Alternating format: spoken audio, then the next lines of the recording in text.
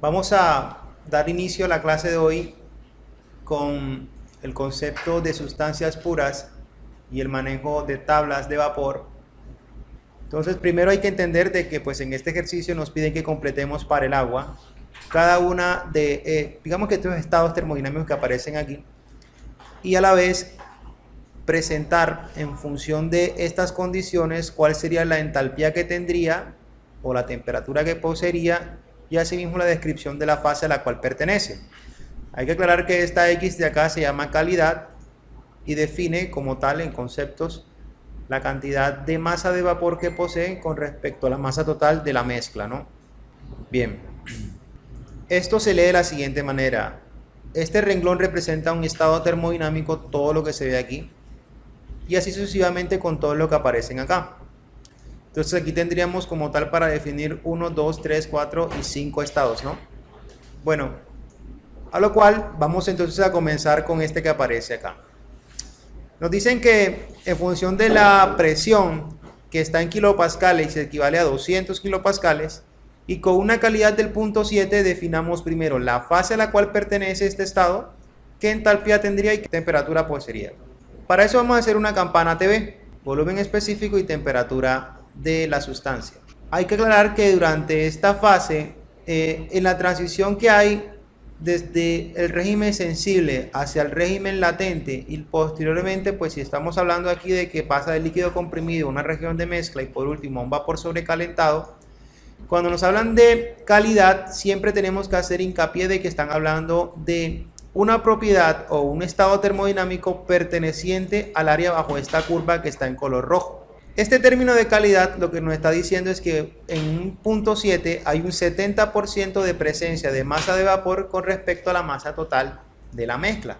Esto es básicamente que casi toda la masa que está presente en esta mezcla, solo un 30% pertenecería al líquido. El resto pues ya como tal es vapor saturado. Bueno, si eso es así, bueno, aquí tendríamos que considerar que en esta área particular tendríamos aquí a la temperatura de saturación, recordando, ¿no?, que cada vez que hay un cambio de fase, la temperatura de saturación, si se fija la presión, pues ella también será totalmente especificada. Y la entalpía que tendría sería el resultado de integrar la cantidad de vapor que hay con respecto a la cantidad de líquido. En este caso, la fórmula que se emplearía sería la siguiente. La entalpía total que tendría esa mezcla es igual a la suma de la entalpía de líquido comprimido más el producto de multiplicar la calidad de la mezcla por la diferencia entre la entalpía de vapor saturado menos la entalpía de líquido comprimido. Entonces resulta que hay que determinar de cierta manera los indicadores de líquido comprimido y de vapor saturado en esta región de acá. Yo hablo aquí del líquido comprimido en la región del líquido saturado porque técnicamente pues las variaciones que hay en cuanto a presión se refiere pues puede que sean significativas, pero en este caso el manejo de las tablas iniciales no hay ninguna digamos que error significativo a la hora de usar esos cálculos. Bien, vamos a usar entonces aquí las tablas de vapor tomadas del libro de Sengel para ejemplificar el uso y el manejo de las mismas. Y bueno, una vez estando en estas tablas hay que notar que ellas vienen digamos que tipificadas, ya sea para presión o temperatura, de acuerdo a la primera propiedad intensiva que nos entregue. Es de entender que de acuerdo a si tenemos presión o tenemos temperatura, estas tablas son las que tenemos que usar respectivamente, ¿no? No se recomienda que si tengo presión utilizar esta columna de presión y definir la temperatura en función de ella. La primera variable que siempre se va a utilizar será la que veamos en esta área de acá.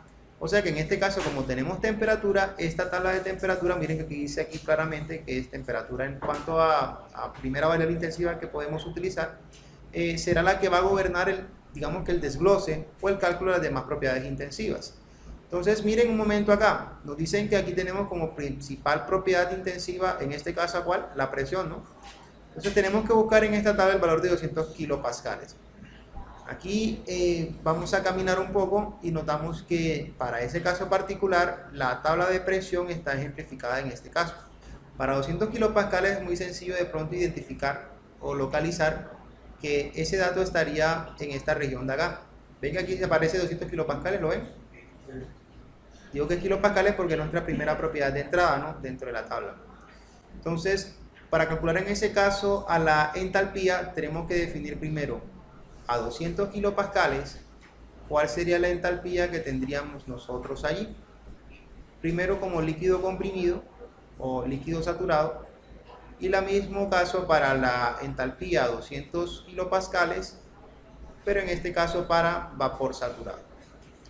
Entonces, retomando acá, notamos que para 200 kilopascales, miren que aquí hay algo interesante, y es que la región para entalpía serían estas tres columnas de acá, ¿no?